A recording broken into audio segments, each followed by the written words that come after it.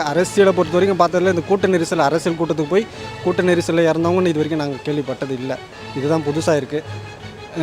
இது வந்து 41 குடும்பங்களோட மனநிலை தான் எப்படி இருக்குன்றது அது அவங்கவுங்களோட கணிப்பு தானே, நம்ம சொல்ல முடியாது இல்லைங்களா. ஏன்னா நான் அனுபவப்பட்டிருந்தா எனக்கு தான் அந்த வழி தெரியும். அந்த வழியை தாண்டி ஒரு சில விஷயங்கள் வந்து நம்ம சொல்ல முடியாது இல்லைங்களா. அந்தந்த வழி அவங்கவுங்களுக்கு தான் தெரியும். இன்றைக்கி வந்திருக்காங்க, என்ன சூழ்நிலைன்றது தெரியல. ஏன்னா நம்ம தமிழோட மரபுன்றது என்னென்னு கேட்டிங்கன்னா இன்றைக்கி 30வது நாள். ஆக்சுவலாக சொல்ல போனால் இன்றைக்கி 30 தான். ஏன்னா கடந்த மாதம் 27, கரெக்டாக இன்றைக்கி பார்த்தா 27. 30ன்றது தமிழோட மரபு. முக்கியமான மரபுனா என்ன, அந்த தீபாவளி பொங்கல் பண்டிகைலாம் கிடையாது.